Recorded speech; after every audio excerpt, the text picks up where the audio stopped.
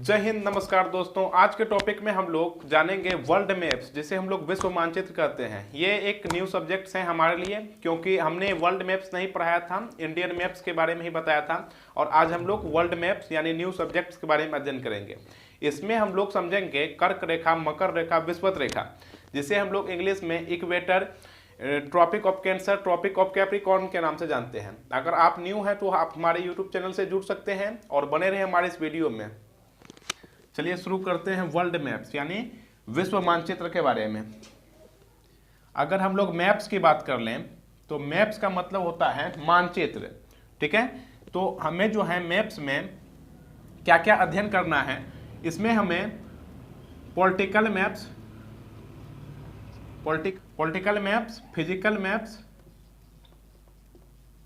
Physical maps एवं thematical maps के बारे में आज हम लोग अध्ययन करेंगे, ठीक है।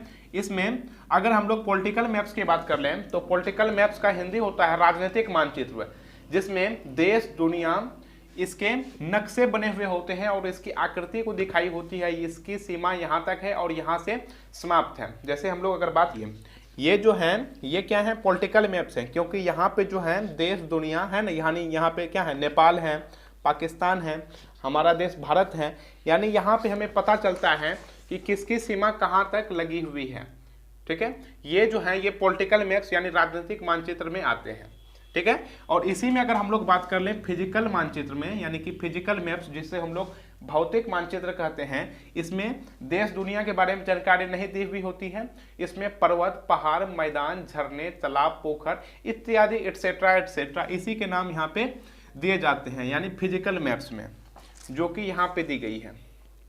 आप देख सकते हैं ऊपर में जो है भारत के सबसे ऊपर में क्या है, हिमालय पर्वत के बारे में बताया गया है। इसके नीचे क्या है, हरी भरी है पूरा नीचे।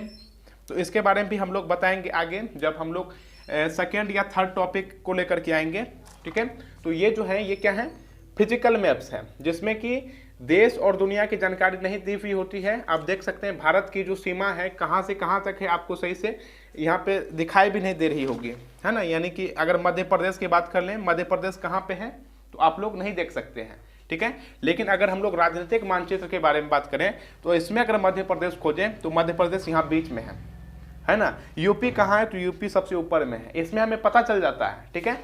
लेकिन इसमें पता नहीं चलता है, क्योंकि ये जो है ये फिजिकल मैप्स है यानी भौतिक मानचित्र है, जिसमें देश दुनिया के बारे में जानकारी नहीं दी जाती है। इसमें दी जाती है क्या चीज के बारे में, पर्वत, पहाड़, जिसे प्रकृति ने बनाया है, प्रकृति का जो देन है उसके बारे में हमें अध्ययन करना होता है फिजिकल मैप्स में।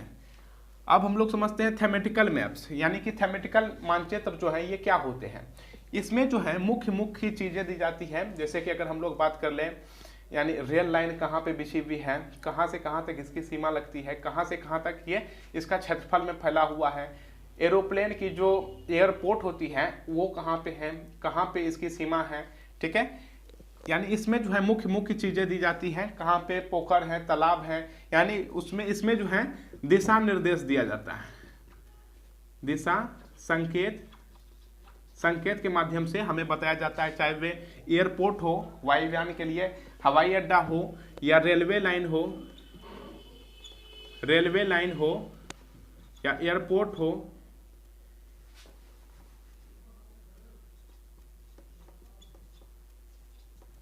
हो, ठीक है। ये थेमेटिकल मैप्स में दिए जाते हैं। और फिजिकल में पर्वत, पहाड़, मैदान, इसके बारे में हमें जानकारी मिलती है।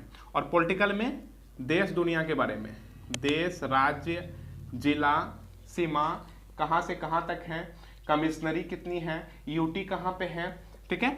ये हमें पॉलिटिकल मैप्स में पढ़नी होती है। और फिजिकल मैप्स में पर्वत पहाड़ के बारे में, और थेमेटिकल में दिशा एवं संकेत दिए जाते हैं, ठीक है। ये एटलस है, अगर आप नहीं लिए हैं तो आप एटलस ले सकते हैं, जिसमें कि हमें ये सभी जितने भी मैप्स के टाइप्स हैं, मैप्स के प्रकार हैं, इसके बारे में अध्ययन करना होता है।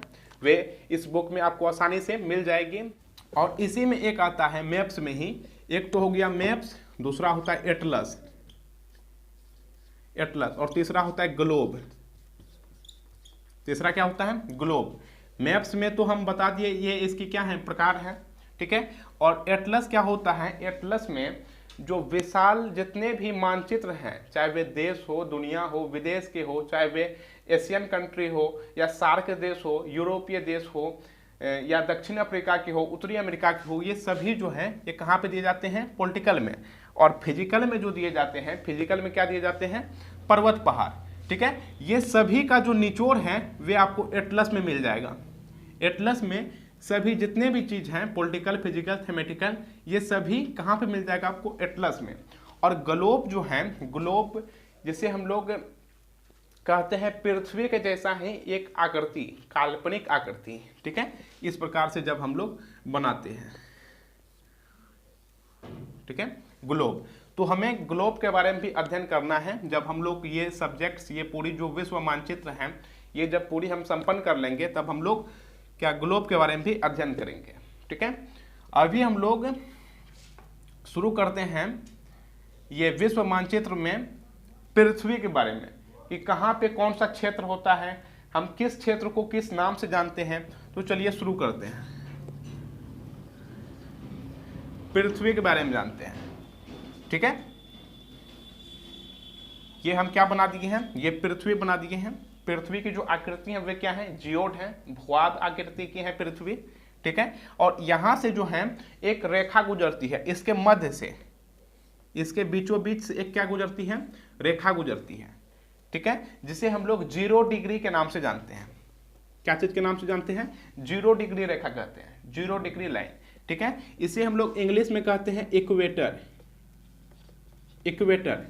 इसे हम लोग हिंदी में कहते हैं भूमध्य रेखा, यानी भूमि के मध्य से गया है, इसलिए हम लोग इसे कहते हैं भूमध्य रेखा, ठीक है। तो हम लोग तो ज्योग्राफी पढ़ने के लिए बैठे हैं, भूमध्य नहीं कह सकते हैं, इसलिए हम लोग इसे कहते हैं विषुवत रेखा। कैसा रेखा, विषुवत रेखा, और इंग्लिश में कहेंगे equator line.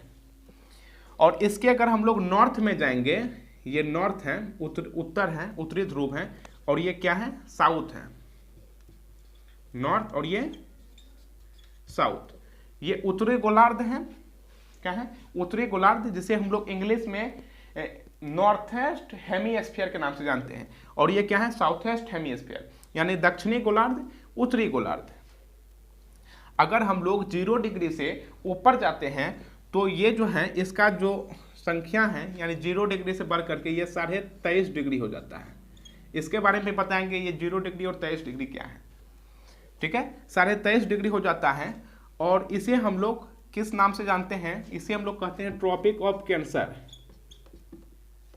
Of Cancer, Tropic of Cancer, जिसे हम लोग कहते हैं हिंदी में कर्क रेखा, कर्क रेखा, ठीक है। कर्क रेखा के बारे में तो हमने आपको इंडियन मैप्स में पढ़ाया है, अगर नहीं देखे हैं तो आप हमारे YouTube चैनल में जाएं और इंडियन मैप्स में देखें कर्क रेखा भारत के कितने राज्यों से होकर के गुजरती है, ठीक है। और इसमें हम बताएंगे जो कर्क रेखा है, ट्रॉपिक ऑफ कैंसर, वे कितने देशों से होकर के गुजरती है, ठीक है। ये 23.5 डिग्री क्या है, ट्रॉपिक ऑफ कैंसर, जिसे हम लोग कर्क रेखा कहते हैं।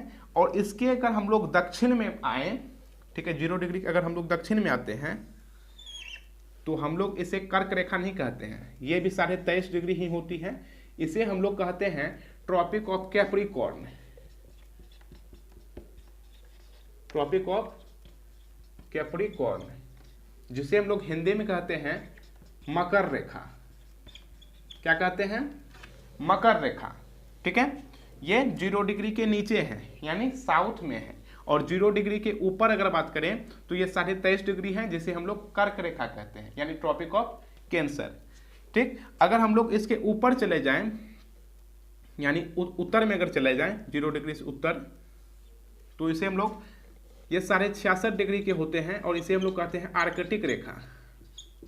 क्या कहते हैं, आर्कटिक रेखा, आर्कटिक रेखा। और अगर हम लोग साउथ में अगर बात करें, साउथ में अगर 66 डिग्री चले जाएं, 66.5 डिग्री, तो हम लोग इसे अंटार्कटिक रेखा कहते हैं, अंटार्कटिक रेखा। और यही जो लाइनें हैं, इस यहीं पे पूरे देश बिखरे हुए हैं, ठीक है। यहीं पे एशिया है, ठीक है, इस साइड में यूरोप है, उत्तरी अमेरिका है, दक्षिणी अमेरिका है, ठीक है, नीचे अंटार्कटिका है, ऑस्ट्रेलिया है, सभी जितने भी महाद्वीप हो गए या महासागर हो गए, चाहे प्रशांत महासागर, हिंद महासागर, अटलांटिक, चाहे अंध महासागर जिसे हम लोग अटलांटिक ओशियन के नाम से जानते हैं, ये सभी यहीं पे हैं। ठीक है, इसलिए एक सावधानी के लिए हमने यहाँ पे लाइन बिछा दी है और इससे ही हमें पता चलता है कि भारत कहाँ पे है, किस गोलार्ध में है। ठीक है, चाहे वे उत्तरी गोलार्ध में हो चाहे दक्षिणी गोलार्ध में हो। भारत जो है विश्व में अगर बात करें, विश्व के ग्लोब में ये एक ग्लोब ही है।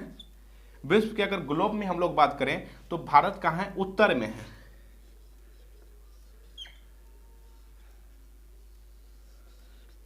भारत कहाँ है, उत्तरी गोलार्ध में है, यहाँ पे एशिया में।